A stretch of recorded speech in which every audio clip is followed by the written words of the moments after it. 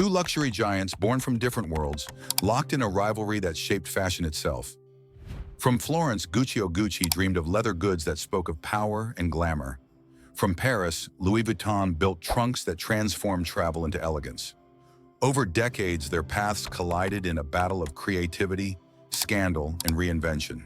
Family feuds, shocking murders, billion-dollar corporate wars, and daring designers fueled a clash that went far beyond fashion. Today, Gucci and Louis Vuitton are more than brands. They are symbols of culture, wealth, and influence, competing for the crown of global luxury. This is the untold story of fashion's greatest rivalry: Gucci versus Louis Vuitton. In the heart of Florence, a young hotel worker named Gucci spent his days carrying the elegant luggage of Europe's elite. He studied every stitch, every detail, dreaming of crafting leather goods that whispered power and prestige. Meanwhile, across the Alps in Paris, Louis Vuitton had already reshaped the art of travel. His revolutionary flat-top trunks defied weather and fashion, turning journeys into statements of wealth. These weren't just products, they were symbols of ambition. One brand was born from Italian passion for craftsmanship, the other from French mastery of innovation. Two destinies, two visions, destined to collide on the global stage. And as each empire rose, the question began to linger. Which house would stand as the true king of luxury? The battle lines of fashion's greatest rivalry had just been drawn.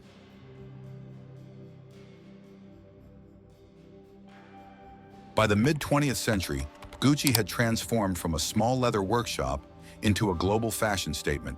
Hollywood stars like Elizabeth Taylor and Grace Kelly carried Gucci bags, while the iconic bamboo handle became a symbol of glamour. The horsebite loafer soon followed, cementing Gucci's status as the brand of the jet-set elite.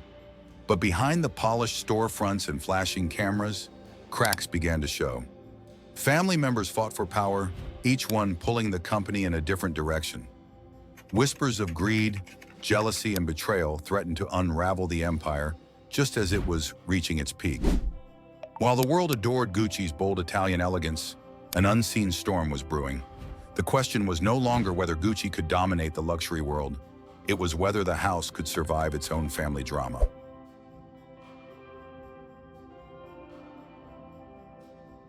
While Gucci dazzled with glamour, Louis Vuitton leaned into something far more powerful: timeless identity. The famous LV monogram, designed in 1896, wasn't just decoration.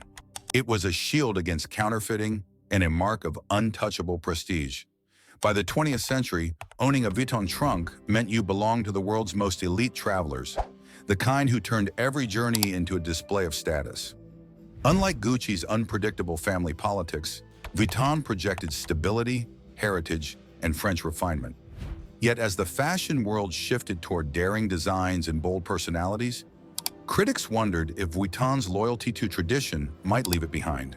Could a brand rooted in trunks and monograms keep pace with the drama of modern luxury? The House of Vuitton would soon prove it had far more than heritage.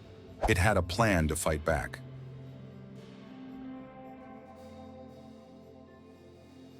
The 1960s marked a cultural explosion, and Gucci was perfectly positioned to ride the wave.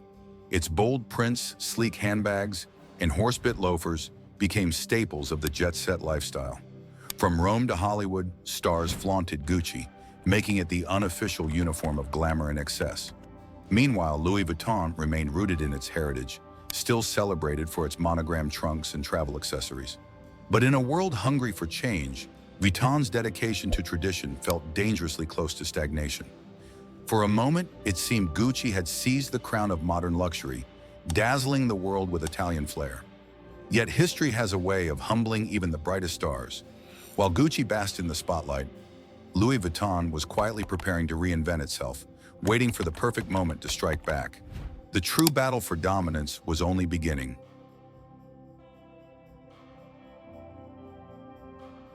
By the 1980s, Gucci's glittering empire began to crumble from within. The family's power struggles spilled into public view. Lawsuits, betrayals, and bitter rivalries tarnished the brand's image. What once symbolized elegance now carried whispers of chaos. Sales plummeted, stores closed, and fashion insiders wondered if the legendary house could survive at all. Meanwhile, across the border, Louis Vuitton was plotting its ascent, merging with Moet Hennessy to form the powerhouse LVMH. While Gucci's name became entangled with scandal, Vuitton stood tall, fortified by corporate strength and strategic ambition. The tables had turned. Gucci, once the darling of Hollywood, now looked fragile and broken. And as Vuitton's empire grew stronger, one haunting question loomed. Was this the end of Gucci or the beginning of its most shocking comeback?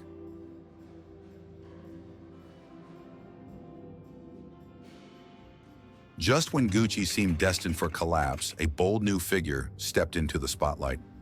Tom Ford. With sharp suits, daring designs, and unapologetic sensuality, he reinvented Gucci for the 1990s. His collections dripped with provocation, velvet tuxedos, plunging gowns, and glossy ads that shocked the world. Suddenly, Gucci wasn't just a brand, it was a cultural phenomenon. Sales skyrocketed, fashion magazines couldn't get enough, and Gucci transformed from scandal-ridden chaos to the hottest ticket in town. Ford's vision gave the house something it hadn't had in years: confidence. Yet across the channel, Louis Vuitton was watching closely, preparing its own counterstrike. Could Vuitton, with all its heritage and resources, match the wildfire energy Gucci had unleashed? The stage was set for the next round in fashion's greatest rivalry.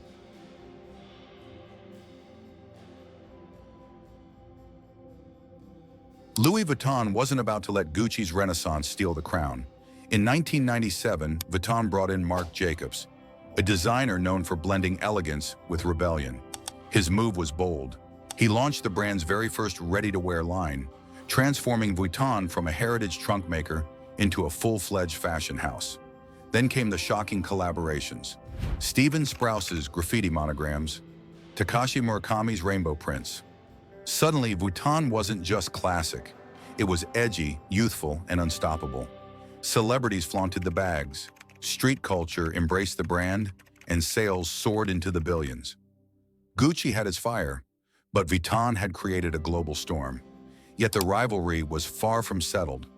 Behind the glamour and innovation, two powerful empires were preparing for a bigger war. One fought not only with designs, but with billion-dollar corporations pulling the strings.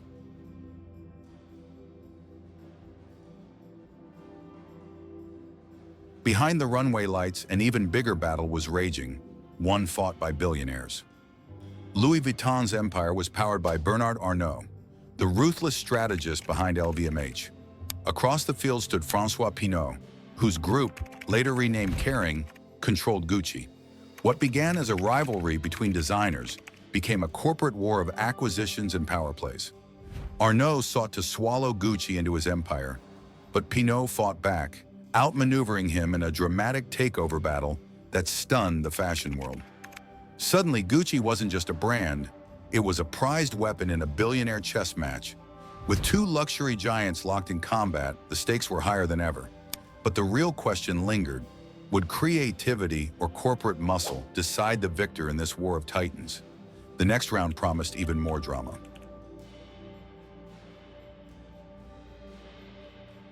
The rivalry only deepened as scandal and spectacle fueled the drama.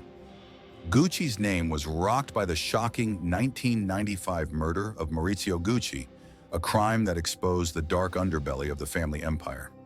Meanwhile, Louis Vuitton waged its own war, not in courtrooms but on the streets, fighting a relentless battle against counterfeiters determined to cheapen its legacy. Yet both houses found ways to turn shadows into strength.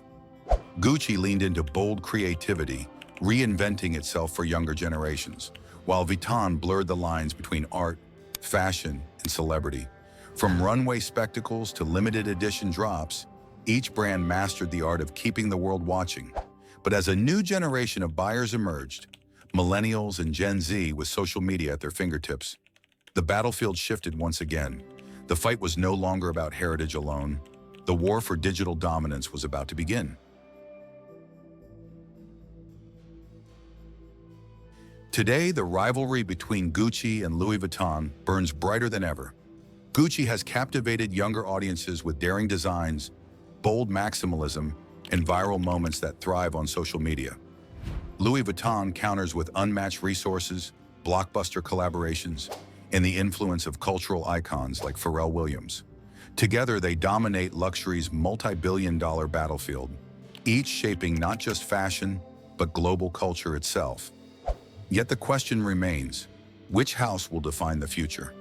Will Gucci's fearless creativity keep pushing boundaries? Or will Vuitton's empire of heritage and power secure an unshakable throne? In truth, the battle may never end.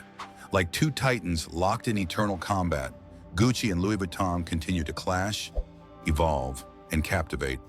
One thing is certain, the world will be watching every move in fashion's greatest rivalry.